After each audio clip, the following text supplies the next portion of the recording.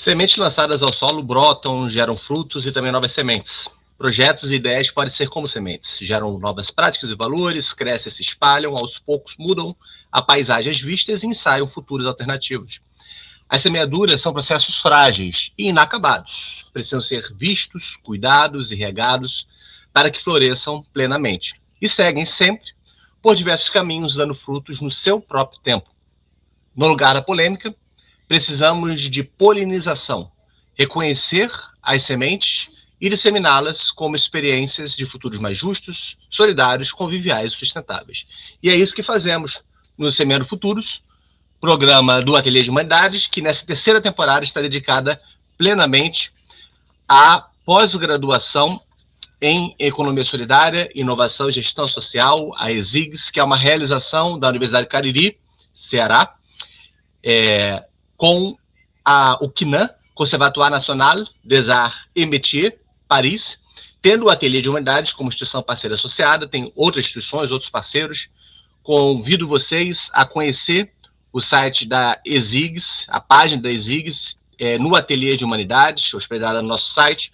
Você pode entrar ali no QR Code, ou então simplesmente digitar ateliêdehumanidades.com, e lá você vai encontrar tanto a página da ESIGS, quanto também a página do Semeando Futuros, que vão ter todos os episódios, o acervo. A gente tem mais um episódio agora, que vai focar num tema específico, que é a relação entre economia solidária e inclusão social. Tem diversos outros episódios com outros temas.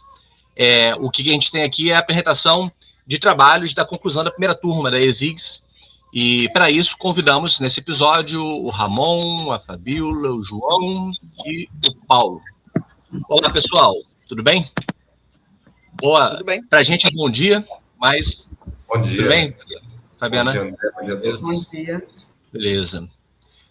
Então, a gente... Estou aqui, bom dia, aqui, a gente está gravando de manhã, mas também boa tarde, boa noite para quem nos escuta, no formato que esteja, no horário que esteja. Vamos lá, vamos começar. Eu queria primeiro pedir para vocês, a gente formular um pouco para situar as pessoas que estão assistindo, muitas vezes não conhecem o assunto. O que é economia solidária e todo esse universo da pós-graduação, que envolve inovação social, gestão social, esse universo da economia solidária, qual o papel, né, desse universo para a inclusão social, que é o tema que a gente tem aqui na mesa. Fabiana, tem como você começar? Sim, claro.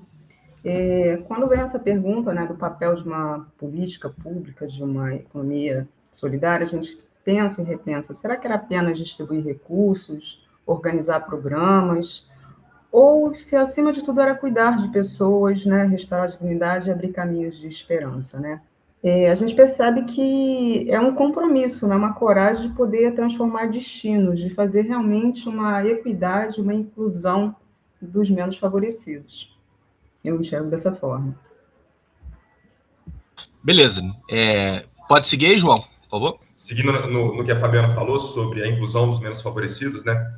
Um exemplo que nós temos e vamos falar aqui uma cooperativa de egresso do sistema prisional, que foi o tema do meu trabalho, né? E é um desses públicos, né, desses setores da sociedade que são colocados à margem de uma inclusão produtiva, laboral normal, regular, assim, e sofrem muita dificuldade e preconceito, né? Muita exclusão. Então, a gente poder refletir sobre como se utilizar da economia solidária, trazer para a economia solidária determinados setores, né? E fazer uma política voltada para eles, né? Para a inclusão produtiva desses setores, né? Para que eles possam, para que eles tenham condições para poder se auto-organizar, isso que é mais importante, para além de se incluir, eles se auto-organizarem é uma possibilidade importante que a especialização nos trouxe, né? De poder pensar em cima disso e compartilhar essas experiências entre nós, né? Tem muitos setores que a gente pode estar pensando aí, né? Que podem ser alvo da política de economia solidária. Falei dos egressos do sistema prisional, mas tem, por exemplo, setores como motoentregadores, né? Motoristas de aplicativo, populações ribeirinhas, indígenas, camponesas, tal, e a gente pode pensar muito em cima disso, em como avaliar as iniciativas de economia solidária que tem com esses públicos, tanto como no que explorar a mais, no que fazer a mais para melhorar e expandir a economia solidária para a inclusão dessas pessoas. Ótimo. Ramon, tem alguma coisa complementar? Eu acho que, assim, só de forma mais resumida, em cima do que o João e a Fabi colocaram, seria colocar o trabalhador como centro, né, do todo o processo, né, e trabalhando a sua autonomia e sua independência também, né, e não deixar esse vínculo, seja sempre vinculado a esse processo, trabalhar com que ele se fortaleça e consiga ser protagonista da sua vida, né, da sua história. Beleza. E Paulo, por favor. Vamos lá, gente. Então, tem uma situação muito engraçada quando a gente fala em termos de economia solidária. Primeiro, a gente tem que entender o que seria esse modelo, né? É um modelo hegemônico baseado na relação da cooperação. A economia solidária é basicamente esse processo de cooperar. Mas o que é cooperar? Cooperar é basicamente a gente produzir algo junto, né? E quando a gente começa a pensar nisso, se a gente refletir, a gente faz tanta coisa na vida que depende do outro, mas a gente, de forma sistemática, a gente também consegue criar esse processo importante que seria um outro termo muito importante, que seria a solidariedade, né? Que é um dos temas, na verdade, eu acabei criando um pouquinho mais de vínculo na minha pesquisa, exatamente dentro desse assunto, justamente por tratar de construção coletiva, né?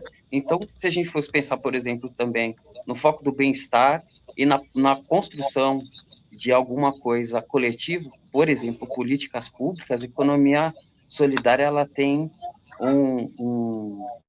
assim, uma forma de a gente enriquecer a participação social na construção de valores pessoais. Então, fui conhecendo um pouquinho os termos, mas, na verdade, a gente já pratica. Eu acho que todo mundo que fez, ou, no caso, né, se aproximou da economia solidária por meio da especialização, de alguma forma a gente já pratica isso na nossa vida, a gente só não conseguia identificar. Eu acho que foi o maior avanço que eu tive na minha vida pessoal foi aproximar as coisas que eu já fazia, o que eu acredito em termos de valor pessoal e social, né?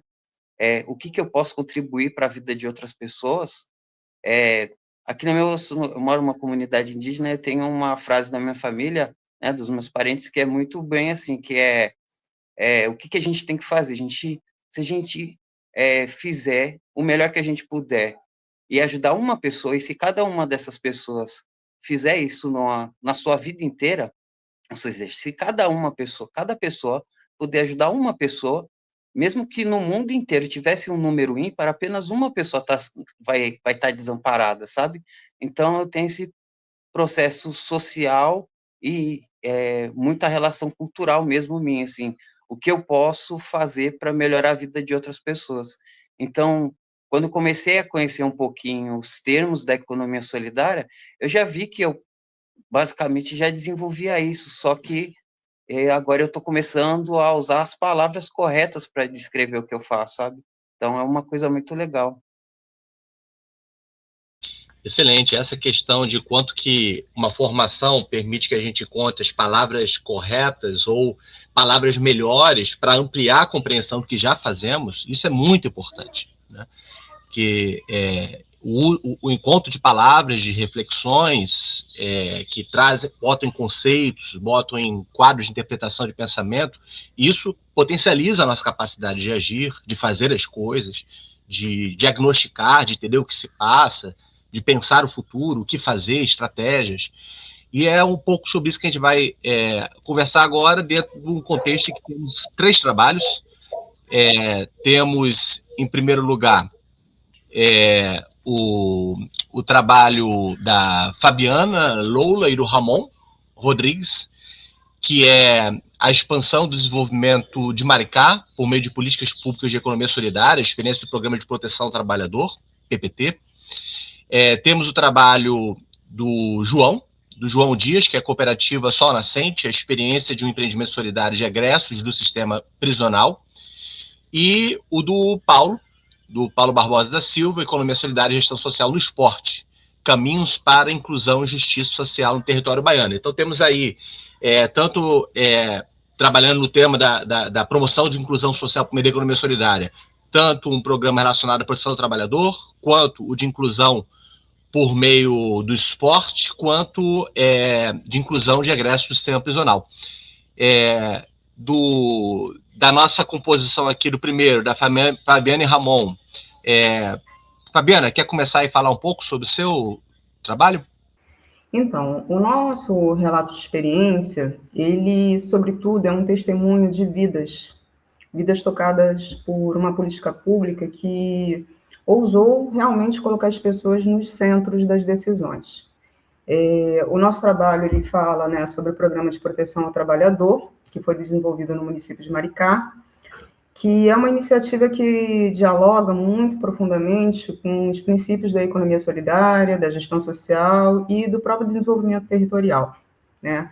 Mas, assim, antes de qualquer análise, até mesmo acadêmica, o que foi muito importante, e é importante a gente mencionar, que foi um relato que nasceu realmente de uma vivência, onde eu e o Ramon, né, tivemos um privilégio imenso de compartilhar, de acompanhar de perto essa experiência enquanto servidores municipais, convivendo com trabalhadores, escutando as suas histórias, observando seus desafios e aí celebrando suas conquistas que permanecem até hoje.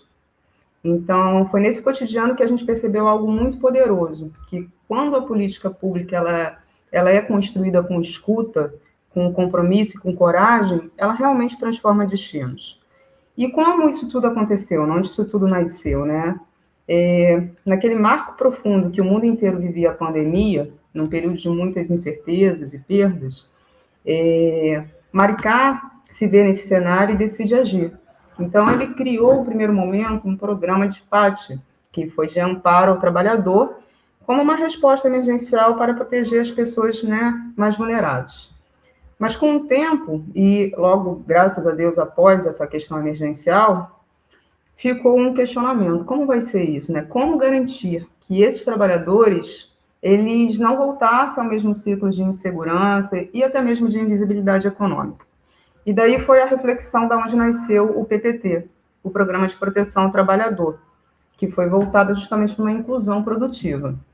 Então, o PPT foi a tentativa de construir um caminho, né, um caminho de futuro. E como é que ele funcionava, né? Ele foi pensado de uma forma inovadora, ele não foi só para uma limitação de oferecer assistência financeira, mas sim de buscar estimular a autonomia, fortalecer pequenos empreendedores e movimentar a economia local. O programa ele possuía 2 pilares principais, né? O primeiro era o BEP, que era um pagamento mensal equivalente a meio salário mínimo. E esse pagamento ele era realizado através da moeda social Mumbuca, que é algo muito interessante, que a Mumbuca ela não é apenas uma moeda, né? Ela é uma estratégia de desenvolvimento territorial.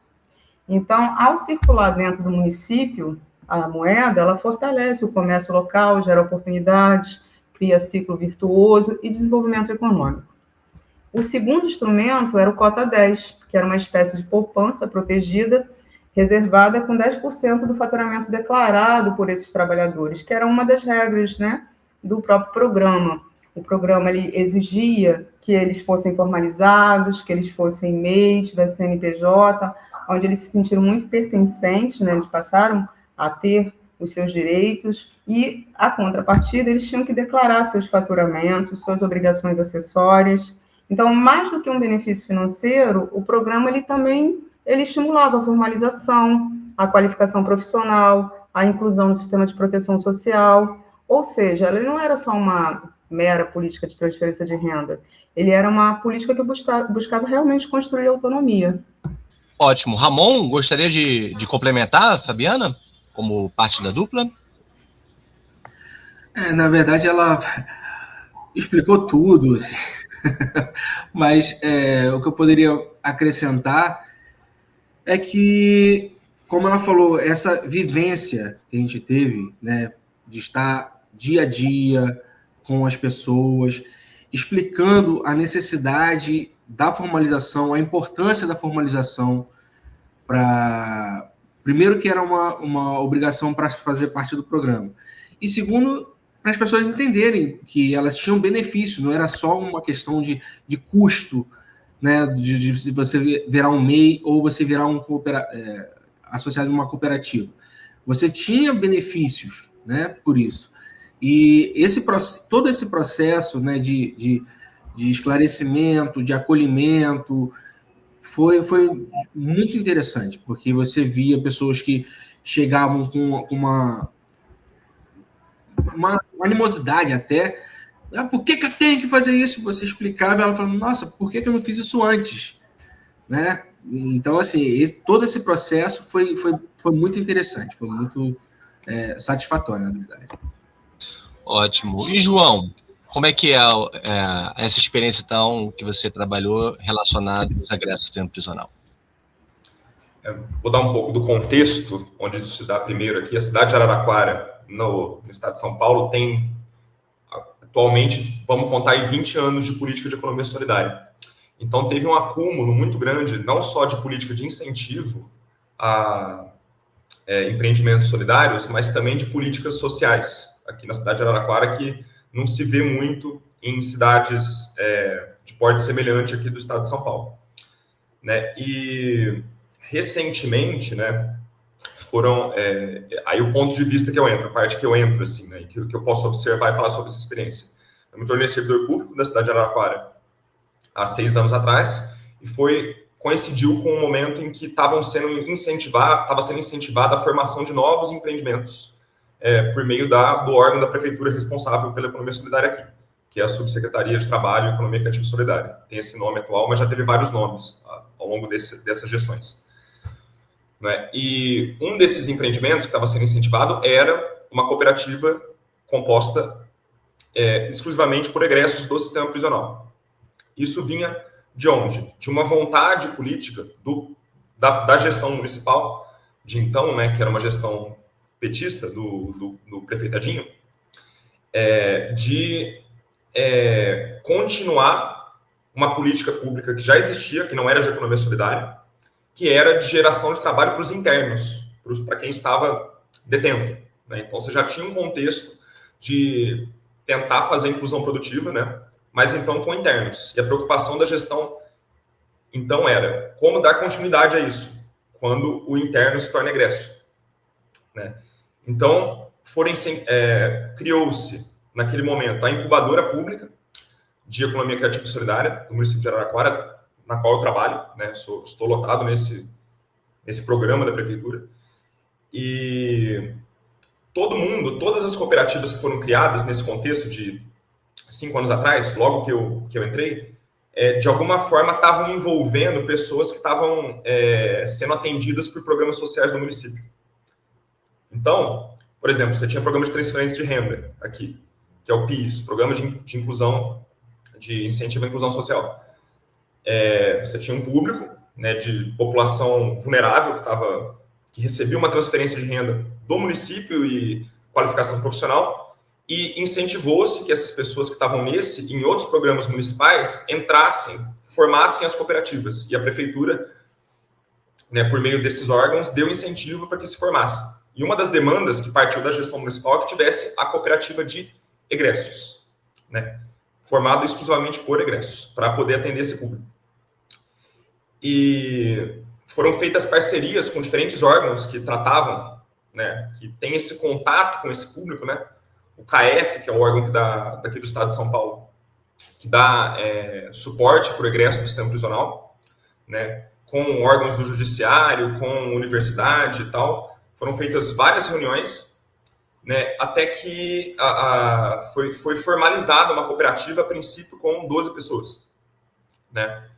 Começou com centenas de pessoas as reuniões, mas o pessoal foi saindo, né, e formou-se uma cooperativa exclusivamente composta por egressos, né, e que estava sendo acompanhada pela prefeitura, e que a ideia era que ela trabalhasse com serviços ambientais, né, serviços de poda, de compostagem e tal. Foi dada qualificação, né, nesse processo de incubação para que a cooperativa pudesse gerar renda, trabalhar de forma autogestionária, né, a partir de serviços ambientais, principalmente, né, poda, limpeza de áreas públicas e muitos outros serviços que, de alguma forma, estavam aproveitando já o que eles tinham, aqueles egressos tinham se qualificado para fazer enquanto estavam internos, né? Então tinha uma continuidade ali, entre uma coisa e outra. E o que eu falo por cima, assim, é uma história com muitos detalhes, né? É que a prefeitura optou, né, para ter como motor, como multiplicador dessa experiência, dessa cooperativa de egressos e das outras cooperativas que não eram só de egressos, a utilização da contratação pública dos serviços. Então, essa e outras cooperativas tiveram um contrato com o município e teve um precedente legal, né, na Lei Nacional de Resíduos Sólidos, para que a cooperativa fosse contratada com dispensa de licitação para fazer limpeza de áreas de proteção permanente do município, assim, de beira de córrego, lugares, áreas verdes, assim, de propriedade pública, né? De fazer limpeza. E o contrato que a prefeitura fez por meio da Secretaria do Meio Ambiente permitia que a cooperativa botasse dezenas de pessoas para trabalhar de uma vez. Demorou entre essa formalização da cooperativa e a assinatura desse contrato, demoraram alguns anos, a cooperativa foi fazendo serviços menores, né? Serviços de construção de hortas, de compostagem, de pedreiro, todo tipo de serviço a cooperativa estava fazendo conforme aquilo que a mão de obra dos egressos desse conta de pegar, né? Só que esse contrato foi um marco porque ele gerou uma renda muito grande para a cooperativa que permitiu que ela colocasse centenas de pessoas para trabalhar. E o que eu fui observando, estando envolvido e participando no processo de incubação, foi a forma como esses egressos conseguiram se auto-organizar a partir da ajuda do município e de diferentes agentes, mas também a partir do próprio conhecimento deles, da própria vivência, da própria forma de organização que eles já tinham, para poder dar conta desse serviço, né? Quando eles foram contratados pela prefeitura, algum tempo depois de estarem formalizados, né? Era um serviço de larga escala em relação àquilo que eles estão fazendo. E eles deram conta tanto de se organizar quanto de se apropriar daquilo que a prefeitura cedeu para eles. Parte do processo de incubação envolveu também a cessão de um espaço físico da sede. E eles mesmos, a partir da organização deles, foram lá reformar o espaço, porque não tinha... Era um prédio que ficava em frente à penitenciária, um prédio onde se recebia o pessoal que ia fazer visita, lá, um centro comunitário, que estava abandonado. A prefeitura cedeu o espaço, eles mesmos fizeram a reforma, conseguiram mobilizar recursos para fazer a reforma e transformar aquilo na sede administrativa deles. E no espaço do terreno construíram uma horta orgânica, guardaram os equipamentos deles, chegaram até a fazer um lago com os patinhos lá, e a ideia era transformar aquilo num centro comunitário voltado para a comunidade, né? Não só para os egressos, mas para os egressos e familiares e para o bairro ali onde esse centro comunitário tá localizado. Então, avançou muito, né, a auto-organização desses egressos do sistema prisional no sentido de conseguir trabalhar dentro, né, dentro de um trabalho formal, porque a gente sabe, né, falando sobre a situação de precariedade que vive a população egressa, né, que por conta da exclusão social, do preconceito, do estigma, da sujeição criminal, que você tem uma reincidência muito grande, né? Como você tem muita gente presa por envolvimento com tráfico de drogas no Brasil, né? Quando sai, o cara a maioria não consegue se inserir em algo formal ou algo legal assim, volta para o crime. Então você tem uma reincidência muito alta. E o que eu observei estando junto com aquelas pessoas é que, enquanto a experiência da cooperativa foi bem sucedida, as pessoas os cooperados viram aquilo como uma salvação e como uma família, né? Eu faço parte da família Sol Nascente, entendeu? Então, isso fez com que você tivesse um engajamento muito grande daquelas pessoas de estarem participando daquela iniciativa para ter sua renda sem ter que recorrer novamente a atividades ilícitas, entendeu? Então, muitos relatos, observados diretamente por mim e também registrados, né, porque teve outros trabalhos acadêmicos escritos sobre, de como que você tinha esse discurso da salvação e da família junto, sendo mobilizado pelos integrantes dessa cooperativa, né? E também muito do fato deles terem conseguido se organizar vem da experiência deles, de muitos deles já se conhecerem e já terem uma certa forma de organização que vem de dentro do cárcere. Então, isso é uma coisa que até mereceria um estudo mais prolongado, porque a gente já tem muita coisa escrita sobre como que funciona a questão de facções, crime e tal, de como que você tem a organização da cadeia, como que os presos se organizam no limite para sobreviver dentro do cárcere, e como que eles trazem essa experiência, conseguem inverter muito dessa vivência, desse acúmulo, e a experiência da cooperativa mostra isso em outro contexto, para uma experiência de economia solidária. Tá? Então, eu falo um pouco disso no relato, dou um pouco mais de detalhe, né? E o que deu para observar é que essa vontade, esse encontro da vontade política do município, né, da política pública, e da vontade dessas pessoas, da necessidade dessas pessoas de estarem se organizando e vivendo de outra forma, fora do mundo do crime, vamos chamar assim, gerou uma experiência muito bem sucedida, que foi reconhecida não só por estar ajudando e salvando, entre aspas, as pessoas, mas por estar prestando um serviço de muita qualidade, né? Tanto esse serviço que eu mencionei, esse contrato da limpeza das áreas de proteção permanente, quanto outros serviços que eles prestaram, tanto para o município quanto para agentes privados e para outras cooperativas, porque teve intercooperação aqui. Aqui existe em Araraquara também tem uma grande cooperativa popular de reciclagem, que é a cooperativa Cássia, e a Sol Nascente prestou muitos serviços para eles, tanto ajudando no espaço que eles fazem a triagem lá dos materiais, quanto fazendo serviço de pedreiro, fazendo o que você imaginar, elas fizeram juntas entre si.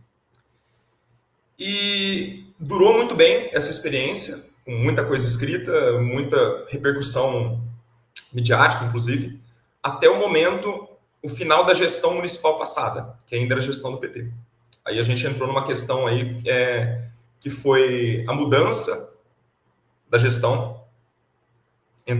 Saiu uma prefeitura do PT que formulou toda essa política e entrou uma prefeitura do PL que não tinha interesse ou queria acabar com essa política pública, que via o suporte às cooperativas e especialmente a essa cooperativa de egressos como gasto, né? Como gasto a ser cortado. Então, o contexto que a gente vive hoje, falando muito resumidamente, é que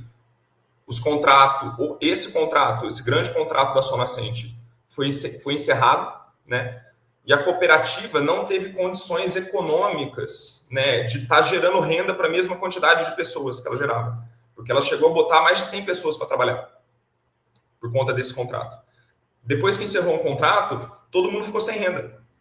Então, ela conseguiu pegar só serviços pequenos, prestados para parceiros privados ou para a universidade, para lugares que ela não conseguiu repor. Isso gerou uma crise, né, que é um processo que está em andamento. Eu não falo tanto disso no meu relato, porque é uma coisa que ainda está rolando, né?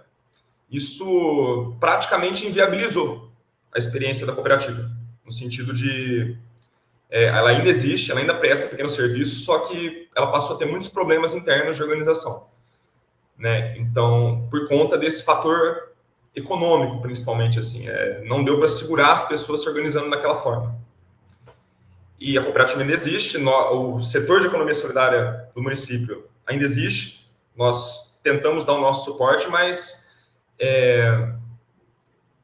o que o município fez em termos econômicos, uma vez que foi retirado, ficou difícil de repor. E gerou uma crise na cooperativa, assim, que é difícil hoje saber até onde ela vai se manter, apesar dela ainda existir, né? Então, é algo que eu tento refletir no meu relato. Até que ponto esse incentivo no município, ele se sustenta, e o que pode se fazer para que você consiga incentivar empreendimentos solidários grandes, né, que envolvem centenas de pessoas, né, de forma sustentável, institucionalmente, né? E também fala um pouco da experiência direta que eu tive observando os cooperados, tendo relações pessoais e profissionais com eles, assim, né? Fiz amizades, ajudei eles de muitas formas e foi muito legal, mas é uma pena ver o que aconteceu e como que você tem a descontinuidade da política pública ainda, principalmente no nível municipal, né? Então, são esses 3 pontos que eu falo, principalmente sobre esse setor, né? Egresso do sistema prisional, economia solidária e política pública, são esses 3 temas que estão colocados aí. E como que a gente pode aprender com essa experiência para poder pensar outras, né? E quem sabe tentar resolver essa aí também, que eu não sei, atualmente está bem difícil, mas estamos na luta aí. Ótimo. Teria coisa a falar aí, a gente vai chegar na terceira rodada para falar, mas eu quero primeiro escutar o Paulo. Diga lá, Paulo, por favor.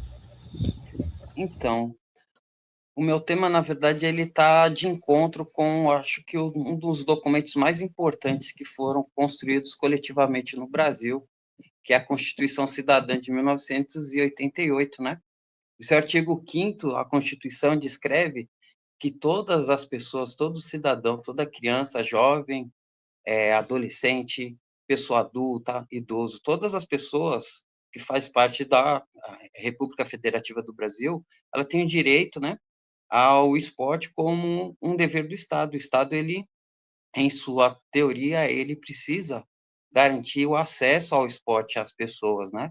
O esporte, ele pode estar relacionado ao esporte de participação, de fomento, de iniciação esportiva, de alto rendimento, mas pensando na parte lúdica, recreativa, o Estado, ele tem o dever de, ou essa incumbência, né, de garantir que todo cidadão tem esse direito. E no seu artigo 227, ele, basicamente, ele busca garantir esse acesso ao esporte, né?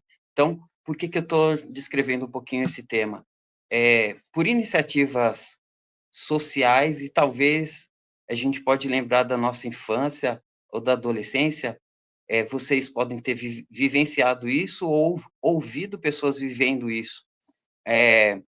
Eu comecei a minha jornada esportiva por uma iniciativa pessoal. Ayrton Senna, em 1994, ele criou o ideário do Instituto Ayrton Senna. Antes dele falecer, ele criou um modelo, basicamente rompendo, né, esse modelo democrático, visando o lucro. Ele usou os princípios dos 4 pilares da educação da Unesco para usar o esporte como uma ferramenta de inclusão social. Então, criar o esporte como um agente de transformação social. Tem um termo muito interessante que eu me apropriei e levo para a minha vida, que hoje em dia quando a gente cria essa situação de invisibilidade. Dependendo da situação onde as pessoas estão inseridas na sociedade, elas acabam sendo invisibilizadas. E o esporte, ele é um caminho, é um meio muito, muito interessante, muito assertivo de fazer com que as pessoas sejam ouvidas, assistidas, elas tenham a sua autonomia, né, na participação social. Então, criou-se uma situação muito interessante, e essa foi a minha ligação com o esporte. Então, fui atleta da canoagem olímpica, tive o privilégio de continuar o meu processo de educação justamente por intermédio do Instituto Ayrton Senna. Então, vivi a minha vida basicamente em função de uma ação pessoal. E essa função social, pessoal, foi justamente para garantir algo que o Estado deveria ter, né? Muitas dessas associações cooperativas, elas buscam fazer com que o Estado, né, garantir o acesso às pessoas, coisa que o Estado não consegue fazer. Infelizmente, nem todas as políticas públicas, elas são construídas para garantir o acesso a todo mundo. Uma política pública, ela está construída basicamente para reunir um grupo de pessoas interessadas em resolver alguma demanda dessa sociedade. Mas, infelizmente, as políticas públicas não conseguem garantir tudo.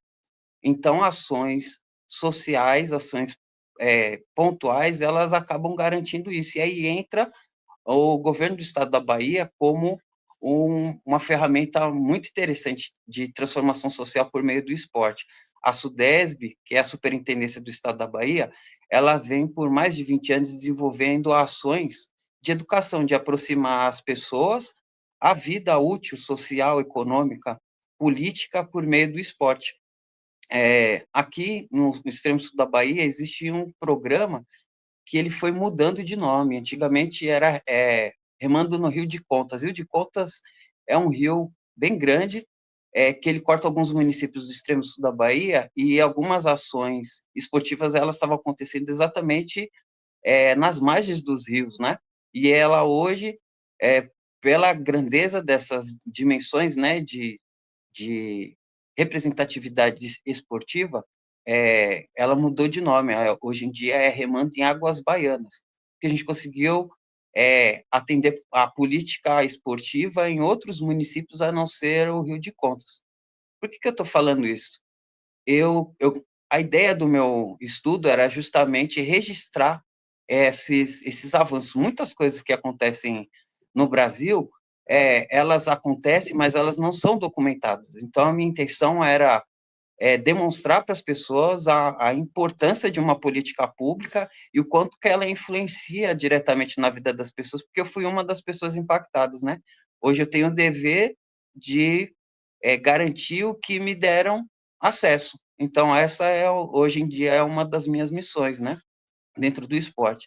E o que acabou acontecendo, a gente vai discutir um pouquinho mais sobre essa relação entre o esporte e os princípios da economia solidária. Beleza, ótimo. Você falou que você foi atleta da canoagem, eu imaginei você na canoagem, Paulo. Essa é uma informação interessante, né? De se escutar essa conexão entre a tua experiência com o Instituto Ayrton Senna e esse seu trabalho, conectando uma experiência vivida com essa da formação que retorna à vida comunitária, né? E aí eu queria agora que a gente conversasse um pouco sobre os resultados, as questões eventualmente metodológicas, para a gente começar a encaminhar para o final.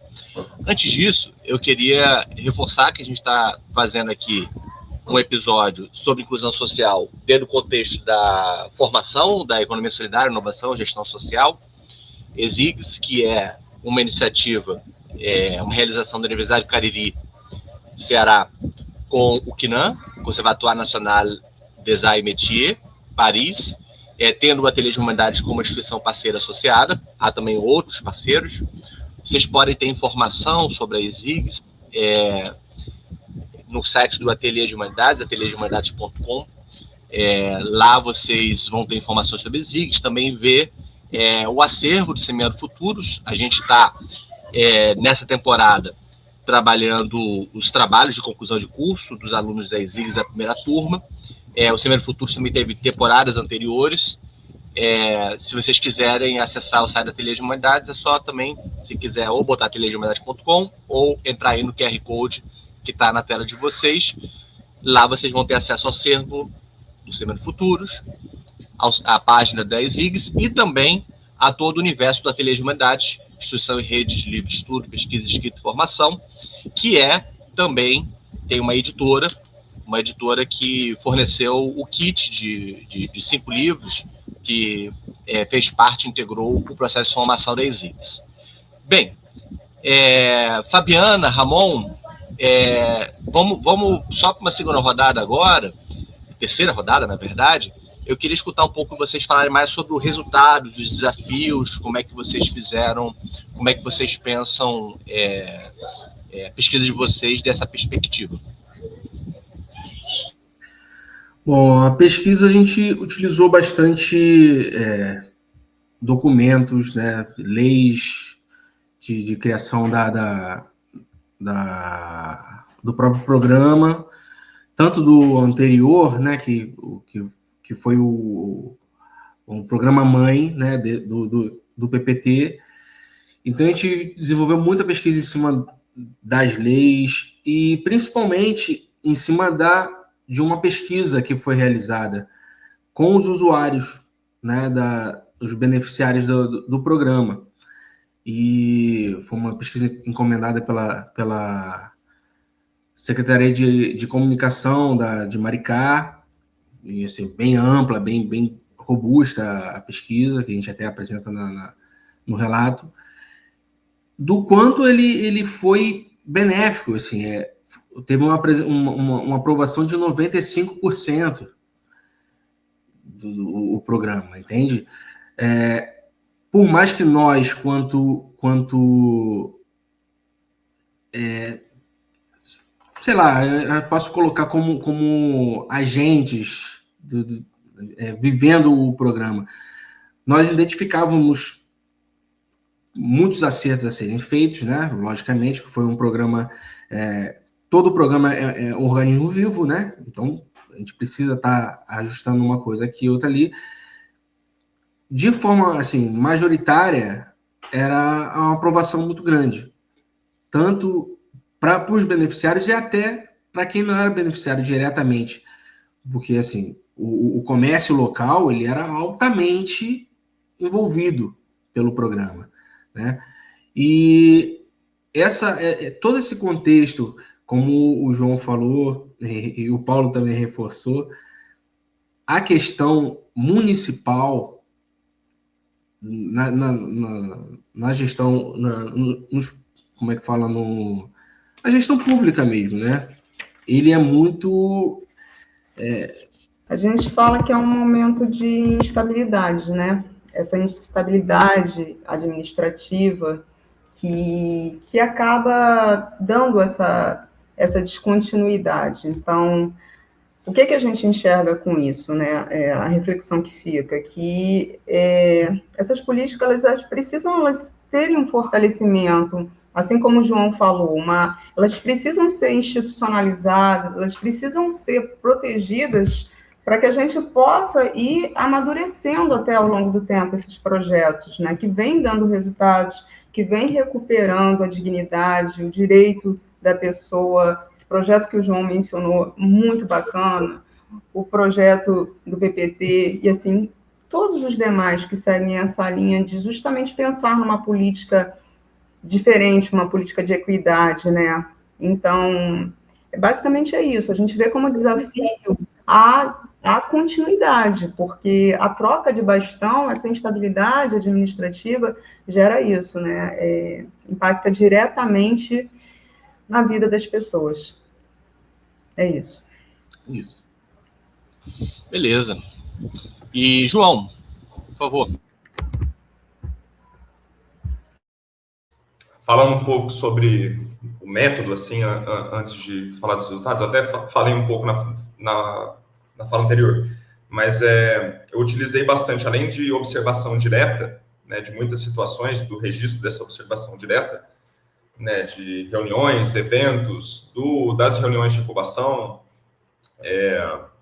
sessões na Câmara, etc. Eu usei muito da imprensa oficial do município para poder colocar os marcos da cooperativa. Se a gente vai no site tanto da Prefeitura de Araraquara quanto da Câmara Municipal de Araraquara, tem muitas notícias que envolvem todas as cooperativas e principalmente a cooperativa Sol Nascente, né, no município, falando porque o município investiu muito e publicizou, se utilizou muito da experiência da cooperativa para dar visibilidade para a política pública, né, e para suas ações.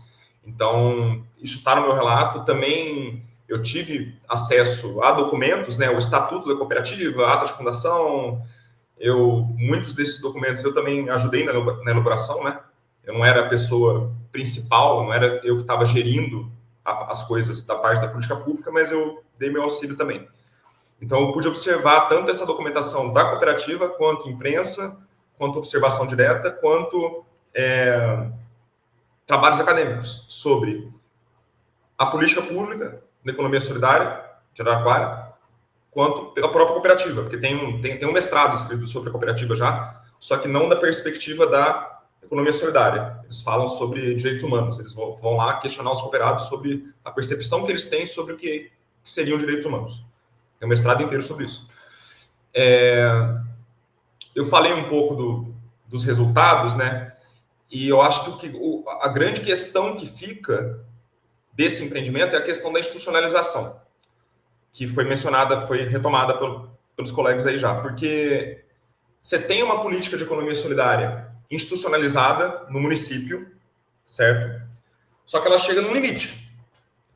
A gente tem aqui lei de economia solidária, tem conselho, tem fundo, você tem programas de transferência de renda, só que a gente ainda não deu o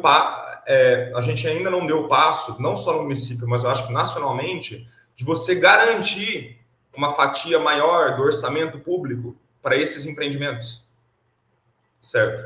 De forma que você consiga planejar as coisas e envolver mais pessoas e permitir que eles prestem serviços e se organizem de forma mais complexa. O que vem para a economia solidária, em geral, é sempre migalha. Então, fica muito difícil. Enquanto você tem o agro, você tem a indústria nem tanto, né? Mas a indústria nacional está falida também, mas o agronegócio, a mineração, a exploração de commodity, recebendo crédito a fundo perdido dos bancos públicos, entendeu? E você tem outros setores econômicos, né, que estão dentro dessa lógica do capitalismo. Tendo muita ajuda do Estado, os empreendimentos econômicos solidários ficam esquecidos, né? E é isso.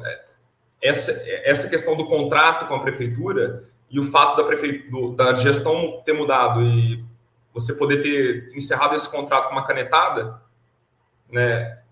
E a cooperativa de egressos foi alvo desse preconceito, especialmente porque outras cooperativas não sofreram tanto com a mudança de gestão, sofrem também, mas não sofreram tanto. Mas essa foi a primeira que, acabou, né? A gestão nova da prefeitura acabou, a gente vai abrir uma licitação. Eu não vi abrir essa licitação até agora, né? E a cooperativa, desde então, foi se desarticulando por conta desse problema, né? De você não conseguir... Todo mundo, as centenas de pessoas que tinham renda, deixaram de ter de uma hora para outra, porque a cooperativa não tinha como substituir esse contrato. Aí teve processo trabalhista, teve gente que entrou, assim, aí os mecanismos usuais da sociedade capitalista, né, começaram a se valer contra a cooperativa, assim, né, contra a sua auto-organização. Então, fica uma lição, assim, fica uma coisa de como a gente pensar, né, na institucionalização da economia solidária, como geral, né? Como é possível a gente organizar essa experiência mostra? Aí, outra questão. Esse setor específico dos egressos do sistema prisional, dentro da economia solidária, dentro do trabalho formal, a partir da política pública de economia solidária, mostra porque foi uma experiência bem sucedida, enquanto ela tinha suporte. Então, é possível, né? Eu tive contato com bibliografia e com relatos sobre outras experiências com egressos e não eram tão positivas, algumas, né? Já conversei com lideranças aí, com acadêmicos, tal, da economia solidária, falando que tudo que eles tentaram fazer com egresso não deu certo. E essa deu, enquanto tinha esse suporte, né? Então, e está muito bem documentado isso, e eu menciono tudo isso no meu relato. O que mais? Então, para além disso, né, uma coisa que começou a se articular e que se desarticulou com a mudança de gestão, com essa crise da cooperativa, foi a rede de economia solidária de Araraquara, porque eu não falei muito dos outros empreendimentos aqui, mas eles estavam colaborando entre si, né, e a intenção era formar uma central de cooperativas, seria uma cooperativa de segundo grau, né? E esse processo estava em andamento logo ao final da gestão passada, 2024. Depois que mudou, cada uma das cooperativas passou a ter que lidar com seus problemas individualmente, né? E esse processo de intercooperação, ele ficou muito... de formação de uma rede, ficou muito comprometido. Entendeu? Então, a ideia... O pessoal já percebeu, o pessoal das cooperativas já tinha percebido, e a gente dialogando com eles, de que poderia ter uma mudança de gestão, de que eles precisariam ter uma autonomia maior entre eles, não só individualmente entre as cooperativas, uma autonomia financeira de gestão maior, para eles poderem avançar na rede e na formação da rede e na autogestão. Só que esse processo começou de forma um pouco tardia, né? Apesar deles já colaborarem muito, mas esse processo de formalização dessa central de cooperativas começou de forma um pouco tardia, e logo que trocou a gestão, não foi dada continuidade, né? Não foi dada continuidade, então deveria existir uma central de cooperativas de Araraquara, e hoje ela muito provavelmente não vai existir. Então, eu acho que quando vai se pensar, né, na economia solidária, quando você vai fazer a política pública, você fortalecer a rede desde muito cedo é fundamental. Você pensar dos empreendimentos terem, além da sua formalização individual, terem órgãos, terem fóruns, você ter uma central de cooperativas, você incentivar com que os empreendimentos se filiem ao movimento de economia solidária mais amplo, para buscar soluções. Tá? Então, acho que é uma coisa que fica, são pontos que ficam dessa experiência da cooperativa Sol Nascente. Essa questão, ela me interessa particularmente, porque eu acho que um dos problemas mais complexos no Brasil contemporâneo é lidar com o crescimento vertiginoso das facções criminosas e por todo o território nacional. Né? Há toda uma possibilidade de a gente investigar, e há estudos sobre isso, como que a vida associativa e a questão da máfia, elas são quase que lógicas concorrentes, onde quando há um vácuo de vida associativa e todo o mecanismo que a vida associativa pode fazer de introdução, inclusão social, de acesso a trabalho e renda, a lógica mafiosa, né, e falo mafiosa é o termo que tem parte que investiga na Itália, acaba entrando, dando esse tipo de suporte. Oi? O pessoal diria a lógica do crime, né? A lógica do crime, né? O Gabriel Feltran, que é um grande pesquisador na parte de violência, ele fala sobre como, por exemplo, o PCC ele entra como uma comunidade moral do crime associado, essas coisas. E você fazer economia solidária, conseguir trazer esses egressos para uma vida associativa que se desvincule da vida do crime, consiga se introduzir dentro da sociedade, é um desafio enorme, até porque a associação ao crime pode até ser voluntária na entrada, mas na saída não é voluntária muitas vezes. Você tem toda uma dificuldade de você sair disso e não retornar, né? Então, é muito complexo e é uma das questões mais importantes para evitar a entrada na vida criminosa, criar exatamente mecanismos de que a vida associativa seja forte e a porta de entrada no crime não seja uma opção à mão de pessoas em situação vulnerável, e como é que você faz para a saída, para que você consiga realmente trazer o processo de socialização. Um outro ponto que eu acho interessante, só para concluir, porque essa questão da institucionalização que entrou aqui é uma questão importante na economia solidária. A economia solidária tem uma dimensão de auto-organização da sociedade civil, que não necessariamente passa pelo Estado, só que tem todo um debate sobre economia solidária, sobre a importância de mecanismos de institucionalização. E aí tem todo um dilema em torno disso, né? A institucionalização pode capturar a autonomia, mas ao mesmo tempo que viabiliza muitas vezes a perenidade. E aí o Estado entra como elemento importante, e como você consegue criar uma política institucional perene, foi o que foi tratado aqui, por parte do Estado, em que não fique à mercê das oscilações de governo, né? Isso é um desafio também considerável. Então, eu queria só destacar esses pontos. Você queria falar alguma coisa sobre o que eu falei, João? Não, acho que é isso mesmo, assim, eu só completaria, dá certo tentar organizar dessa forma esse público, essa população, mas tem que ter dinheiro. Assim, falando muito por cima, assim, se não tiver, se for só o ideal da solidariedade, só a pessoa tá lá, entendeu? O sujeito sai da cadeia. Quando ele estava no tráfico, vendendo droga lá, ganhava 4 pau, sabe? Aí ele vai lá e não consegue nenhum emprego que ele vai para ganhar salário mínimo. Vai voltar pro crime. Falando muito português bem claro, assim, sabe? Vai voltar pro crime, não adianta. Porque no crime o cara tem filho para sustentar, tem parente doente e tal. Nem no trabalho formal que eles deixam ele entrar, ele vai voltar pro crime. Então, é possível socialmente psiquicamente, culturalmente, você ter essa organização, mas precisa o Estado botar dinheiro. Se não tiver, assim, não, a tendência é ser muito frágil e incipiente, e muito pequeno. Porque tem gente, essa população, a maior parte, pelo que eu vou falar do meu relato, a maior parte dessa população não quer voltar para o crime, não quer viver a vida do crime, porque sabe que vai morrer cedo, porque sabe que vai voltar para a cadeia, porque tem a questão moral, de que sabe que está fazendo uma coisa errada, né? Mas não quer voltar, só que a pressão econômica, a pressão social é muito grande. Então, o Estado, se ele quiser realmente tratar da população egressa do sistema prisional, tem que investir, não só empreender. Tem que investir no pós, né? Na porta de saída da cadeia. Ele acaba deixando isso às organizações religiosas, né? Meio que delega isso. O que vai fazer, deixa as organizações religiosas meio que lidar com isso, né? Em vez de fazer uma política pública efetiva. Porque uma parte de quem sai é pela via da religião, né?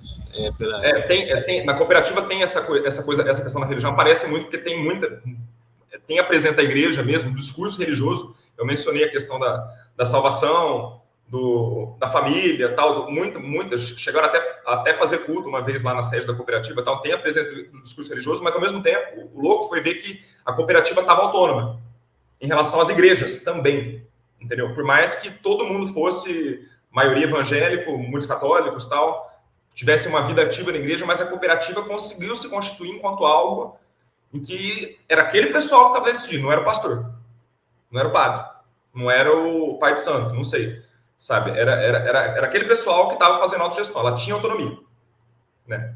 Hoje, se desmontando tal, eu não consigo nem falar muito, assim, sobre o que está rolando, mas enquanto estava dando certo, ela tinha autonomia em relação a essas esferas do Estado, autonomia de gestão, assim, em relação ao Estado e em relação à igreja. Beleza. Por favor, Paulo. Então, uma das coisas muito interessantes que João disse, eu vou fazer uma conexão também em relação às vantagens e desvantagens das práticas esportivas, né? Quando a gente pensa em relação à parte social, mas também em renda.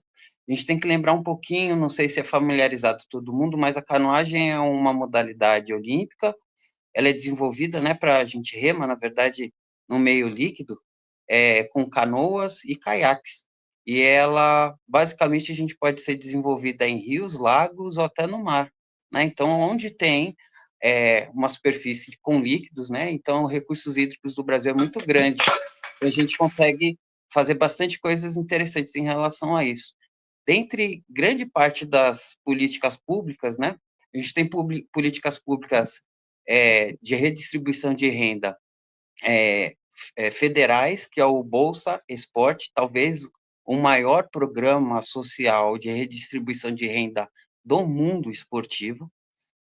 Cada estado e município também tem suas leis de desenvolvimento do esporte, né, por meio de políticas públicas. Então, estaduais e municipais existem. O estado da Bahia tem uma política muito efetiva e a intenção foi justamente fazer uma relação entre o olhar, né, da minha visão em termos de autor, do autor, a pessoa que escreveu o artigo mesmo, mas uma pessoa que viveu todos esses processos. Eu passei pelo processo de iniciação, eu vivi esse programa de educação pelo esporte dos 10 anos e até a vida de hoje, porque eu continuo no cenário, então foi uma coisa muito interessante inicialmente para fazer esse resgate. Então, eu levei em consideração um pouquinho tudo que eu já vivi, tudo que eu consegui captar de informação, de referencial teórico, de olhar, de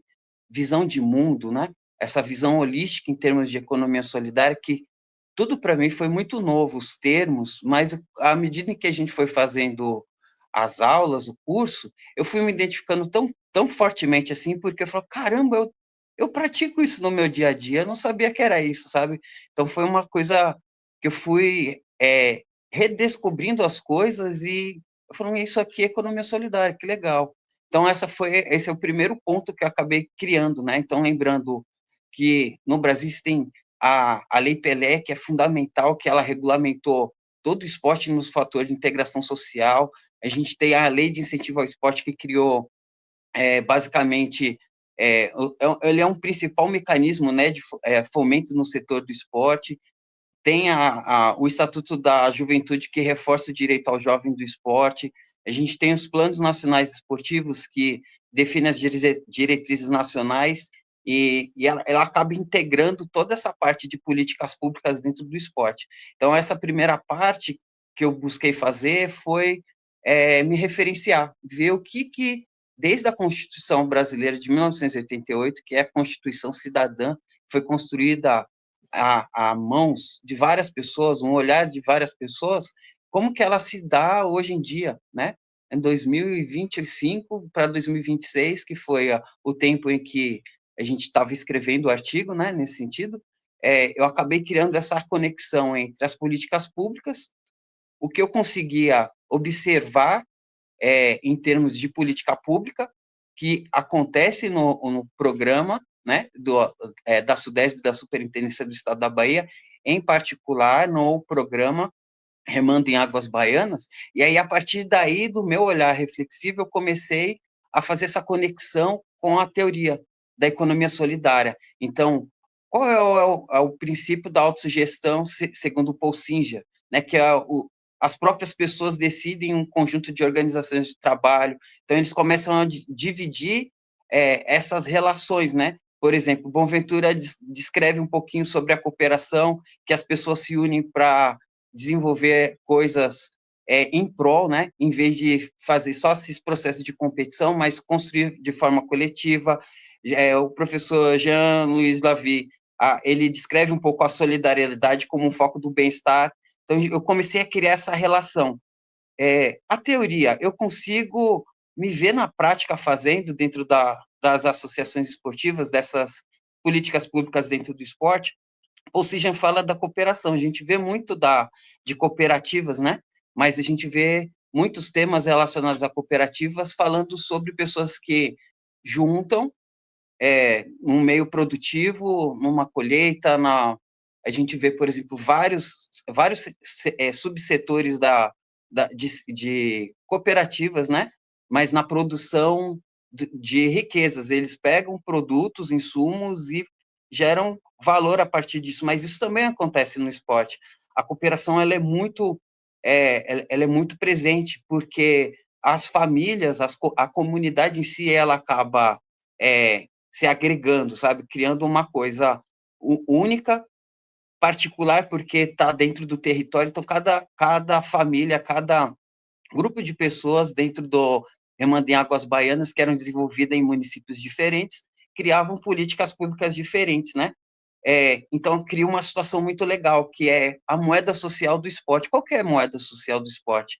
A moeda social do esporte que eu consegui identificar foi muito a relação da cooperação, porque, para além da competição, a gente depende das pessoas no processo de treinamento do dia a dia, né? Então, a gente começou, a minha intenção na hora de escrever foi justamente essa, fazer essa relação entre as teorias escritas, né, já fundamentadas da economia solidária, e criando essa relação, por exemplo, com a inclusão social, né, termos sociais. Então, a gestão social e a administração participativa baseada no diálogo da construção coletiva.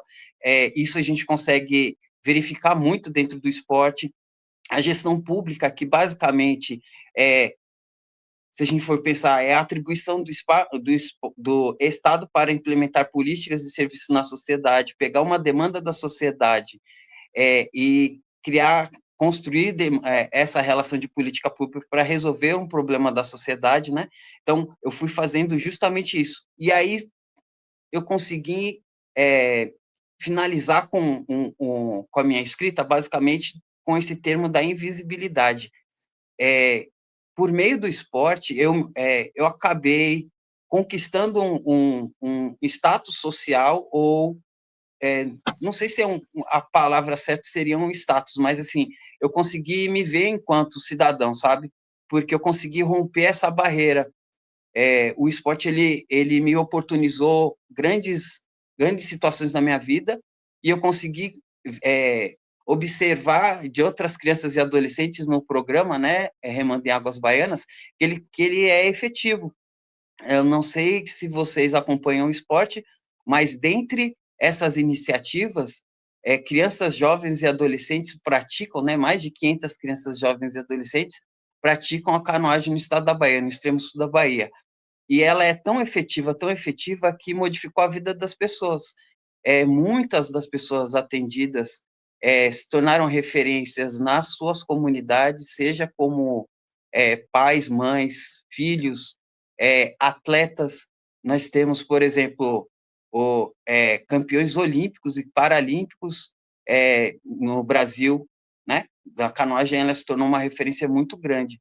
Um deles, Isaquias Queiroz, Erlon Souza, Jack Goldman, Valdenice, todos esses são baianos que vieram do programa Remando em Águas Baianas, que disputam campeonatos a nível internacional, e eles vivem em comunidades, vieram, né, de comunidades que o termo que a gente usa, né, de forma polida, que é pessoas que vieram de vulnerabilidade social, eles conseguiram sobressair por meio do esporte. Então, eles modificaram a vida dele, da família deles, da comunidade, do entorno, e eles modificaram tudo. Então, foi mais ou menos nesse sentido. Eu busquei pegar o que eu acabei vivenciando enquanto pessoa, aproveitei todo o conhecimento, toda esse olhar crítico que eu tinha em relação à importância do esporte para a vida das pessoas, e para além do que eu poderia fazer, né? O quanto eu poderia fazer. Então, essa foi a primeira parte do artigo. Mas agora, o que vai acontecer? A segunda etapa do artigo é ouvir do nome, ouvir dos gestores dos programas o que eles conseguem interpretar em relação aos ideais, né, da economia solidária. Todos esses termos que eu descrevi, eu pontuei eles em um roteiro, em 5 perguntas-chave, né, em 5 blocos de várias perguntas, para eles fazerem isso. E aí, depois que eles fizerem todos esses processos, que eu estou em processo, o artigo ele não acabou, né? Ele só começou.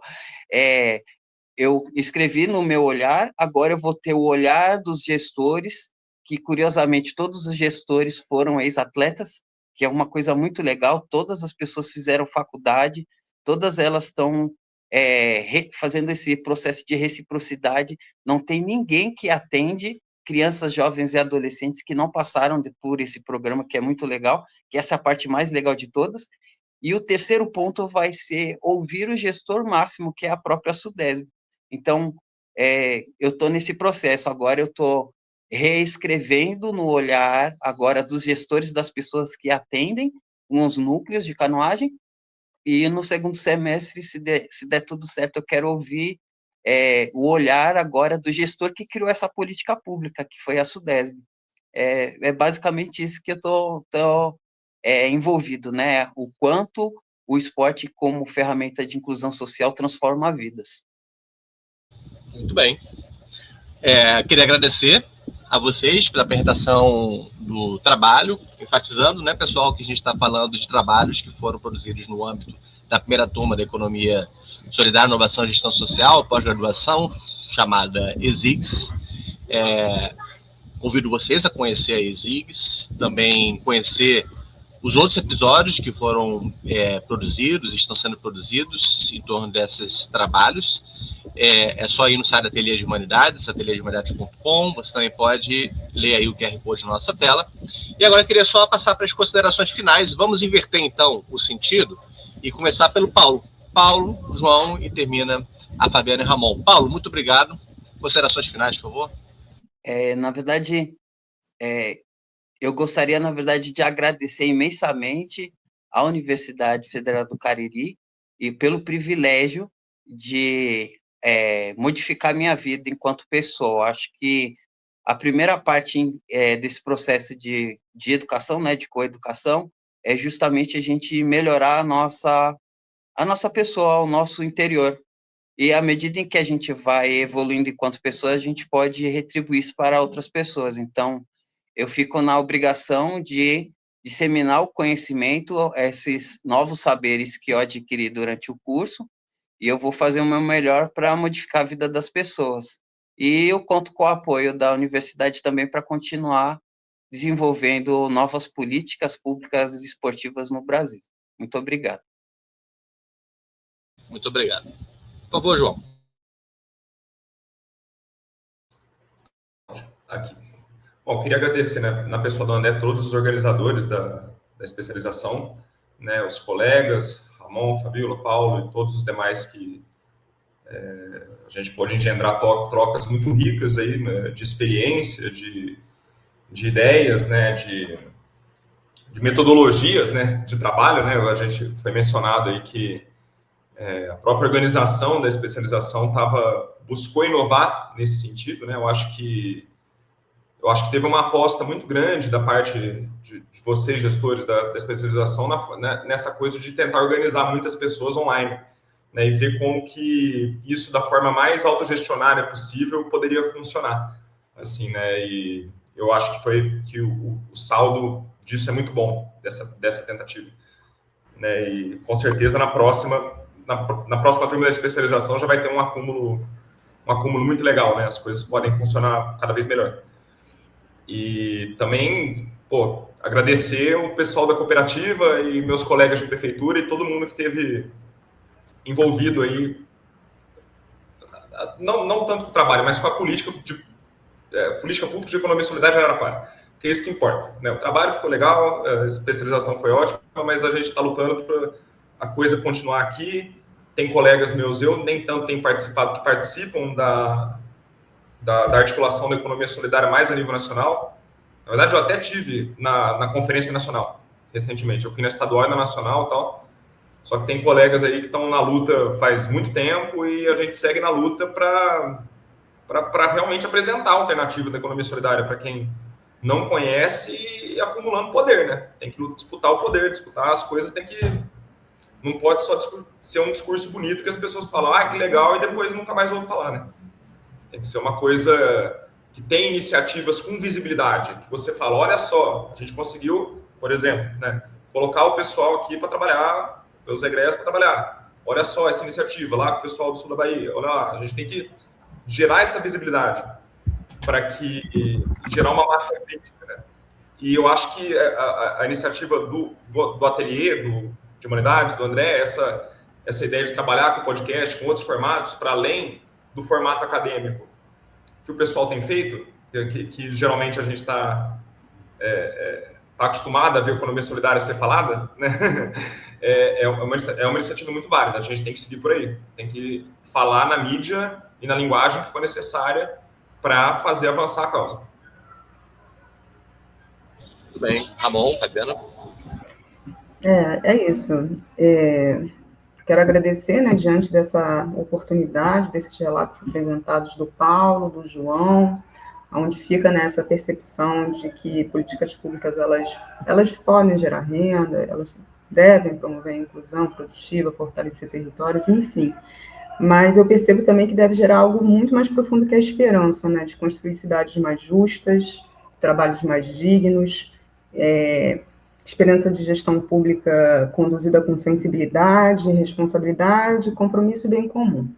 Enfim, quero também agradecer imensamente, né, à Universidade Federal do Cariri, a essa especialização em Economia Solidária e Inovação e Gestão Social, por essa formação que proporcionou esse espaço extremamente rico de aprendizagens, com debates qualificados, reflexões críticas, e uma troca de experiência entre diversos territórios, foi muito plural, né, diversos territórios do Brasil. E muito mais do que uma formação acadêmica, ficou uma experiência que ampliou o nosso olhar, né, o olhar da gestão pública, das possibilidades de construção de modelos, desenvolvimento mais humanos e solidários. Eu acho que é isso, exatamente isso que ficou para mim, o que me ensinou. Bom, eu quero também, da mesma forma que os amigos, agradecer a organização da ESIGS, cada professor, que só tinha 10 e faixa, então só nome gabaritadíssimo e com conhecimentos, assim, reflexões absurdamente grandes, então essa oportunidade foi fora de série. E a oportunidade dos alunos, né, como a Fabi falou, o João, o Paulo também falaram, muito plural, né? Você via trabalho de todas as áreas, do norte, sul, nordeste, então isso é muito agregador.